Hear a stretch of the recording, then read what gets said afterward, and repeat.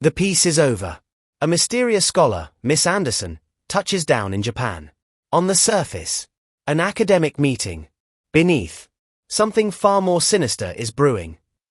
She clears immigration with a smile, but her mind is elsewhere. She's questioning the very nature of the D-game management. Teleportation. Aliens. The scale of this game is reaching heights we never imagined. But the tension spikes as she walks the terminal. A CIA base in Japan has been raided. The AGE lab has been recruited. The shadows are moving, and Japan is no longer the safe haven it once was. She's met by the Cerberus siblings. They look like tourists, but don't let the welcome sign fool you. These are the players moving the pieces on the board. The meeting of Maria and these siblings marks the start of a new, deadly alliance. Meanwhile, at a decimated crime scene, the mystery deepens. A mysterious woman, Shimming, finds nothing but rubble. Someone beat them to the punch. The question is, who is fast enough to outrun a shadow? She looks over Tokyo with a chilling realization. Foreign powers, Russia, China, everyone wants a piece of the D-game. The reckless playtime for the Japanese youth is over. This is now an international war zone. Shimming reports back to her elder. They aren't worried about the plan, they're focused on a future master. A subject so talented, even the most seasoned veterans are starting to sweat. This old man's blood is pumping for the first time in years. To meet a talent like this at his age? It's not just business, it's a thrill that's exciting his very bones. Visual. File page 9.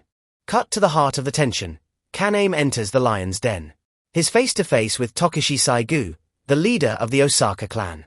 Kaname wants an alliance of non-aggression, but in this game, peace is a dirty word. The Saigu siblings aren't buying it. Arisa Saigu sees Kaname as just another Kanto thug underestimating the Kansai power. The air is thick with killing intent. Will Kaname secure his flank, or has he just walked into a trap he can't escape? The real D-game starts now. Ichianaji thinks he's won, mocking Kaname for being naive. But by the time he finishes his sentence, his target has already vanished into thin air.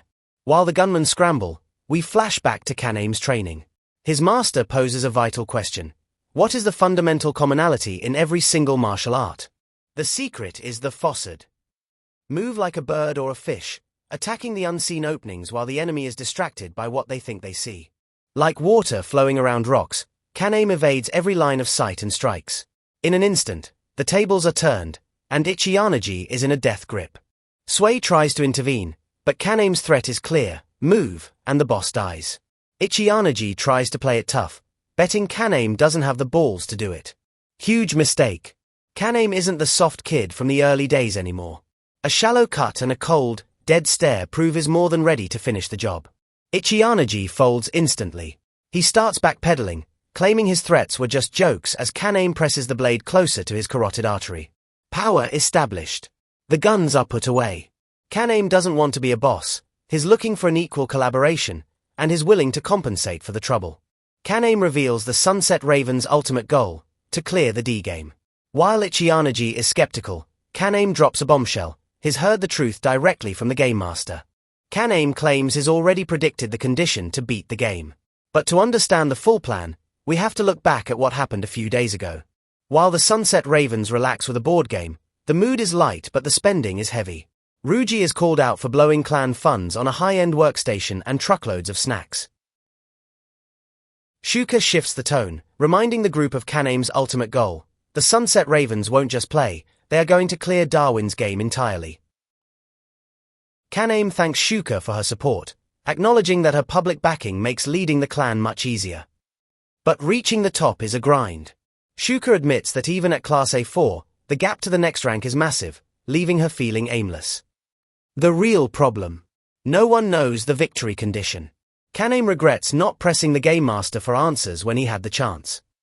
Rain, the group strategist, steps in. Using her Laplace ability, she's analyzed the game's logic and developed a hypothesis for the finish line. Her conclusion is a bombshell. The trigger for the D-game finale isn't a location or a boss, it's the appearance of the world's first Class A1 player. The data supports it. The very first D-game event only launched after a player reached Class A4.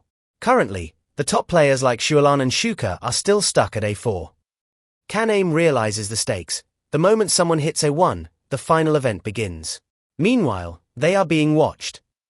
Danju observes from the shadows. Recognizing Kaname's power and logic, he considers an alliance to avoid the coming carnage as the endgame approaches. The grind is real in Darwin's game. Ryuji breaks down the math. Climbing to Class A1 requires a staggering 60,000 points. At a measly 120 points per win against B rankers, it would take decades to reach the top. The system is rigged against the slow and steady. The only shortcut: an all-out event war or hunting down the elusive top 10 A rankers to steal their massive point stashes in one go. It's high risk, high reward, and exactly the kind of foolish gamble Kaname is known for. Meanwhile, Kaname's alliance talks have hit a wall. His mentor, Shimming, drops a hard truth. In this game, nobody listens to the weak. To negotiate, you don't use words, you display overwhelming strength. Despite the failed talks, loyalty is deepening. Shimming officially pledges himself and his lady as Kaname's followers. Even as Kaname tries to drop the formalities, the bond is set. They are now a team. Just as one operation ends, a chilling notification hits Kaname's phone. It's not a text, it's an invitation from the Game Masters. The next e-game event is live, the hunting game. The location: an isolated island. The objective: to hunt or be hunted. Kaname checks the date. It's September 25th. The event starts at midnight on the 26th. He asks Shimming for the time, and the realization hits like a freight train. There's no prep time. No strategy meetings. The event starts in exactly 30 seconds. The Game Masters aren't giving him a choice, he's being pulled in now. In a frantic scramble, Shimming tosses Kaname a survival kit and 3 days of food. No guns, though. He trusts Kaname's sigil will be enough to keep him alive. With 10 seconds left, Shimming leaves him with one final piece of advice. In a hunt, observation matters more than strength. As the clock hits 0, Kaname must sharpen his senses or become someone else's trophy. 0 hour. As the teleportation cubes envelop him, Shimming offers a final blessing. But Kaname isn't trembling, he's wearing a smirk. He's stopped being the prey and is ready to become the predator.